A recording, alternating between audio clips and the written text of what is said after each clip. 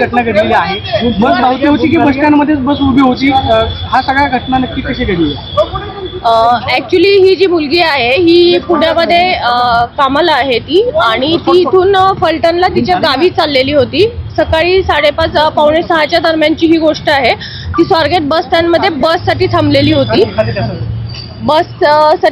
होती. ती तर त्यावेळेला आरोपी जो आहे तो तिथं गेलेला होता. तिच्याकडेनं फिरताना पण दिसतोय, आणि तिच्या शेजारी बसलेला एक माणूस उठून गेलेला आहे. हे दोघांचं बोलणं चालल्यावरती आरोपी तिच्याशी बोललेला आहे. तिच्याशी गोड गोड बोलून त्यानं ओळख करून घेतली तिच्याशी, आणि तिला म्हटलं की फलटणची कुठं जाते ताई असं तिला विचारलं. तर ती म्हटली की मला फलटणला जायचं आहे. तर तो म्हटला की सातारची बस जी आहे ती इथं नाही लागत म्हणे, तिकडं लागलेली आहे म्हणे. तर ती म्हटली नाही, बस इथंच लागते म्हणून मी इथं बसलेली आहे. तर तो म्हटला की नाही, तिकडं लागलेली आहे, चल म्हणे मी तुला घेऊन जातो. आणि सीसीटीव्ही फुटेजमध्ये ती मुलगी त्याच्याबरोबर जाताना दिसते आपल्याला. तर ती त्याच्याबरोबर गेली, आणि तिथं गेल्यानंतर बसमध्ये अंधार होता म्हणून तिनं हा प्रश्न काढला की बसमध्ये तर अंधार आहे म्हटली ती. तर त्यावेळेला तो म्हटला की ही रात्रीची लेटची बस आहे, त्यामुळे लोक झोपलेले आहेत म्हणून दिवे बंद आहेत, तू वरती चढून टॉर्चने चेक करू शकते. आणि मग तिला असं गोड बोलून त्यानं वरती चढायला सांगितलं. ती ज्यावेळेला टॉर्च लावायसाठी वरती गेली त्यावेळेला मग यानं मागून दरवाजा लावून घेतला, आणि तिच्या बाबतीत हा अतिप्रसंग घडलेला आहे तिथे. त्याच्यानंतर तो आरोपी उतरून गेला. ही मुलगी बसमधनं उतरली, आणि आपल्या बसने म्हणजे कुठंही तिथं दुसऱ्या बसचा एक ड्रायव्हर तिथं दिसत आहे वगैरे, पण ती उतरून दुसऱ्या बसने आपल्या गावी चाललेली होती. आणि जात असताना मग तिनं मित्राशी बोलली, आणि मित्रांना सांगितल्यानंतर ती पोलीस स्टेशनला इथं कंप्लेंट देण्यासाठी आली. काल ती इथं पोलीस स्टेशनला आल्यानंतर तिनं कंप्लेंट दिल्यानंतर आम्ही इमिजिएट सीसीटीव्ही फुटेज काढलेले आहेत तिथले. त्या सीसीटीव्ही फुटेजमध्ये आरोपी आम्हाला निष्पन्न झालेला आहे. सदर आरोपी हा ग्रामीणच्या हद्दीतला शिरूर गावचा आहे.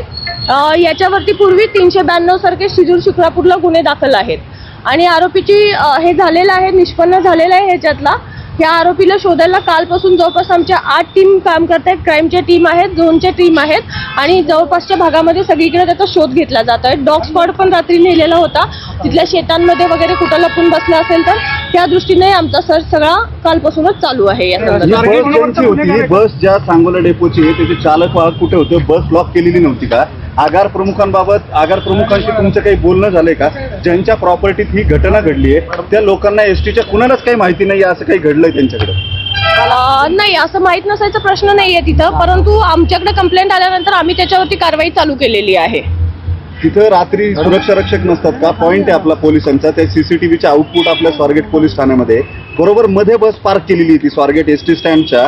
अशा बसमध्ये रेप होतो, बलात्कार होतो एका 26 वर्षाच्या मुलीवरती, आणि त्या आजूबाजूला कुणालाच कळत नाही. तुम्हाला वाटत नाही का की सिस्टीम मधले काही लॅप्सेस आहेत ज्याचे हे परिणाम आहेत? नेमका दोष कोणाचा आहे, चूक कोणाची आहे? एसटी आगारात बस लावून ती लॉक न करणाऱ्या चालक वाहकाची ती बस लॉक होऊ शकत नाही म्हणून एसटी प्रशासनाची, की तिथं सीसीटीव्ही जे आहेत त्याचं मॉनिटरिंग नीट झालं नाही म्हणून पोलिसांची? नाही, पोलिसांचं ऍक्च्युली पेट्रोलिंग चालू असतं, पण प्रत्येक बसला जाऊन पोलीस चेक करू शकत नाही बसमध्ये काय होतंय. आणि ही बस आतमध्ये होती, त्यामुळे सेक्युरिटीचा प्रश्न तिथल्याही येतो. डेपोमध्ये सेक्युरिटीचं काय आहे त्याच्याबद्दल. दुसरी गोष्ट असं आहे की ही गोष्ट झाल्यानंतर मुलगी बसमध्ये बसून निघून गेलेली आहे.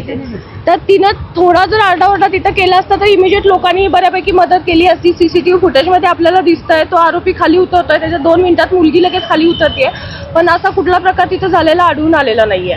मुलीची तब्येत कशी आहे? मुलीची तब्येत एकदम व्यवस्थित आहे. ती काल व्यवस्थित बोलत होती, आम्ही स्वतः तिच्याशी बोललेली आहे, आणि तिचं मेडिकल पण चालू आहे. आरोपी जो आहे सीसीटीव्ही मध्ये कोणत्या दिशेने गेल्याचा दिसतोय?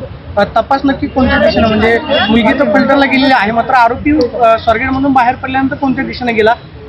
पथकं जी आहेत कुठल्या भागामध्ये तपास करतात? आता पथकं जी आहेत ते मी डिटेल तुम्हाला देऊ शकत नाही, कारण ह्याच्यामध्ये असं आहे की आरोपी जर जागा झाला, ऑलरेडी आम्ही त्याला कालपासून शोधतोय, तो आमच्या ताब्यात आलेला नाहीये, त्यामुळे तपासाचं जे पूर्ण डिटेल्स मी आपल्याला आता इथे देऊ शकणार नाही.